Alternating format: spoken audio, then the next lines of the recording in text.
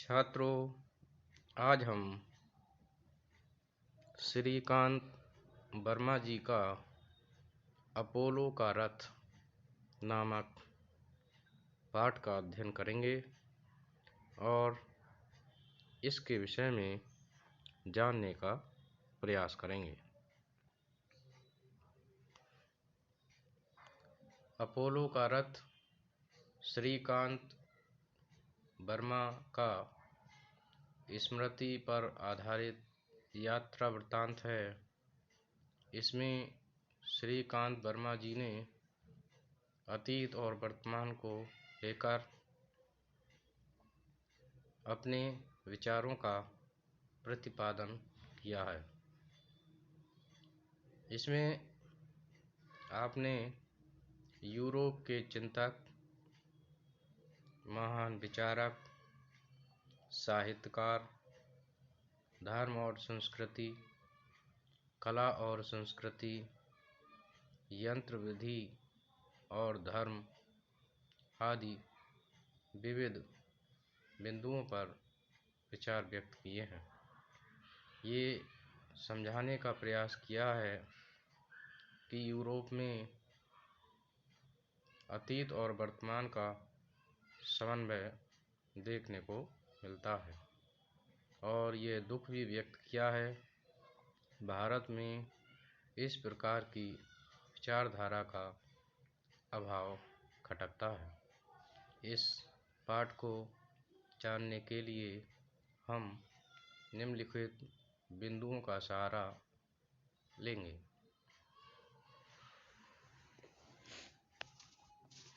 सबसे पहला बिंदु है यूरोपीय चिंतक एवं दार्शनिक कार्ल मार्क्स। लेखक कार्ल मार्क्स की समाधि को देखने के लिए भी जाता है। उसकी प्रतिमा को भी देखता है और लेखक देखता है कि उसकी प्रतिमा पर लिखा हुआ है, दार्शनिक अब तक संसार के विषय में सोचते आए हैं।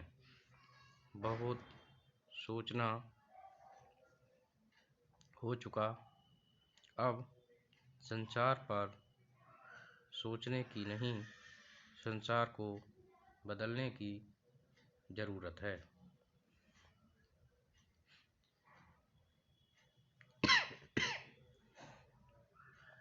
श्रीकांत वर्मा जी जब इन पंक्तियों को देखते हैं तो उन्हें लगता है कि निश्चित रूप से कार्ल मार्क्स की ये विचारधारा निश्चित रूप से परिवर्तन का कारण बनेगी। निसंदेह कार्ल मार्क्स की विचारधारा ने निश्चित ही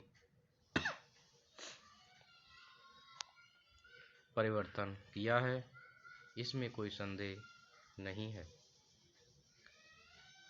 इसके बाद दूसरा बिंदु है यूरोपीय साहित्यकार। यूरोप में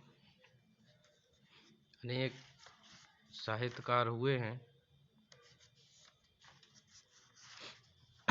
जिनकी विचारधारा समय समय पर परिवर्तित होती रही है और उन्होंने समाज को भी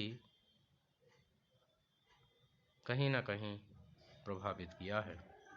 इसी में से एक साहित्यकार विलियम शेक्सपियर का भी नाम लिया जाता है।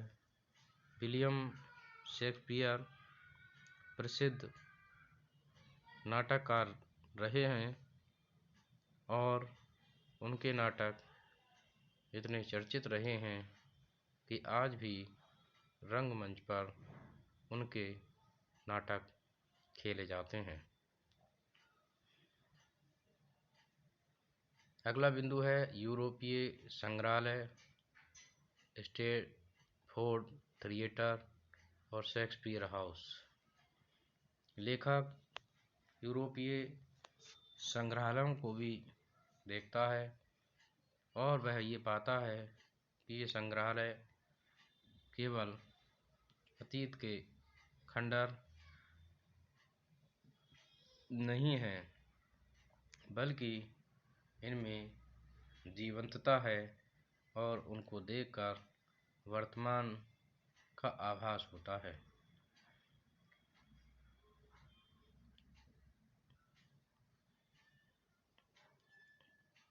इसी प्रकार स्टैनफोर्ड थिएटर की बात भी लेखक करता है कि उसमें चर्चित साहित्यकारों के नाटक खेले जाते हैं और लोग उनको देखने के लिए भी आते हैं। इसी प्रकार से शेक्सपियर हाउस की भी लेखक ने चर्चा की है कि शेक्सपियर हाउस केवल कोई म्यूजियम नहीं है, बल्कि शेक्सपियर हाउस में शेक्सपियर की पांडुलिपियाँ सुरक्षित हैं, शयन कक्ष है, पिक्चर, पोस्टकार्ड आदि सभी उसमें मौजूद हैं।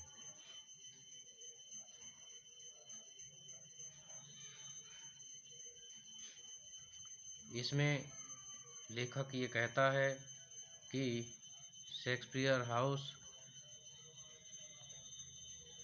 कोई एक म्यूजियम नहीं, बल्कि सही मायने में विलियम शेक्सपियर का घर जैसा ही लगता है। और लेखक बताता है कि स्टैनफोर्ड में हर रोज़ मेला भी लगता है। बहुत सारे लोग यहाँ देखने को आते हैं। बहुत सारी पुस्तकों का मेला भी लगता है। लोग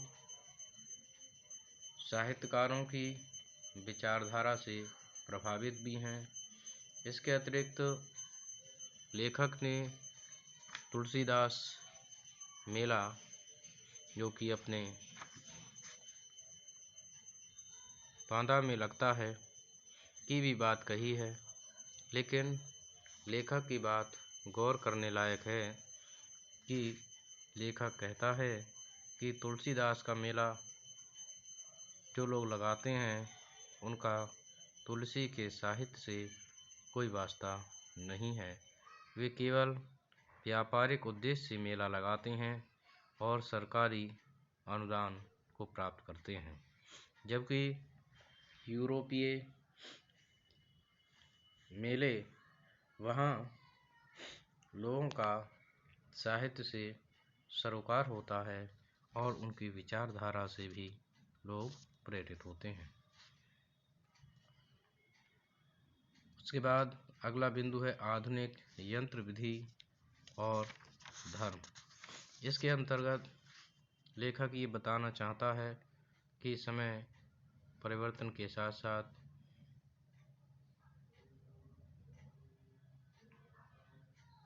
लोगों में परिवर्तन होता है, विचारधारा में परिवर्तन होता है और वे धर्म से आधुनिक सुख सुविधाओं के लिए यंत्र विधि की ओर उन्मुख होते हैं।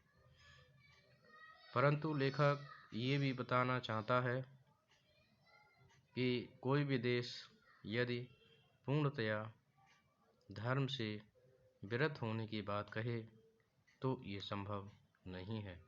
उसने हिटलर, मुसोलिनी के फासिज्म, वामपंथी के मार्क्सवाद को बताते हुए कहा है कि यद्यपि धर्म के विकल्प को खोजने की बात कही है कि उन्होंने धर्म का विकल्प या तो मार्क्सवाद या फासिज्मवाद को खोज लिया है, परंतु लेखक का मानना है कि ये बात पूर्णतया सत्य नहीं है।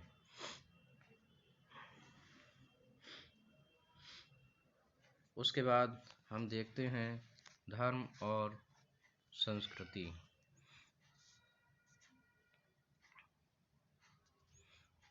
लेखक कहता है कि जर्मनी, फ्रांस और इंग्लैंड में उसके अनेक बुद्धिजीवी मित्रों ने कहा कि यूरोप ने धर्म और संस्कृति को अलग कर लिया है, लेकिन ये बात सही नहीं है कि धर्म और संस्कृति को अलग किया जा सकता है, क्योंकि ये दोनों ही मिली जुली होती हैं।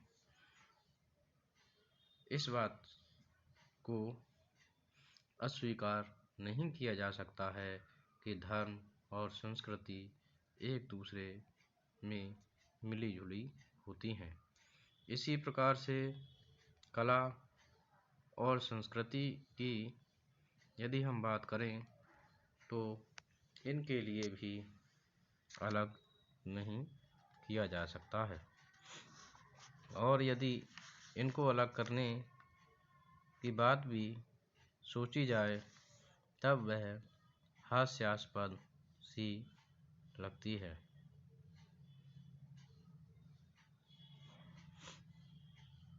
लेखक ने ये भी बताया है कि यदि हम किसी भी देश में किसी दूसरे देश की स्थापत्य कला को स्थापित करते हैं तो उसका भावनात्मक लगाव उस देश से संभव नहीं है और वह स्थापत्य हास्यास्पद सी लगती है।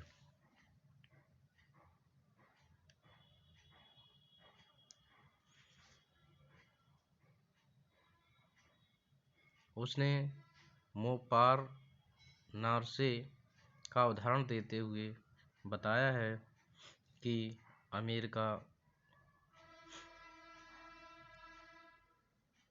के बजाय फ्रांसीसी सरकार ने अमेरिका की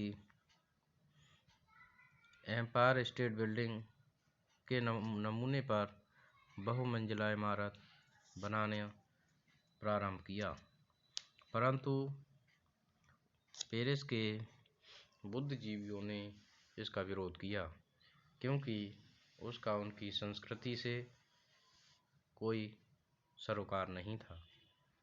इस प्रकार से श्रीकांत वर्मा जी ने ये बताने का प्रयास किया है कि अतीत को भी वर्तमान में लेकर जीना चाहिए, केवल अतीत को अतीत न मानना चाहिए। उस कला को, संस्कृति को, संग्रहालयों को जीवंत रखना चाहिए, अर्थात उनसे सरोकार होना चाहिए। जैसा कि लेखक ने विभिन्न उदाहरणों द्वारा इस बात को स्पष्ट किया है, तो मैं समझता हूँ छात्रों आपने इसको समझा होगा। धन्यवाद।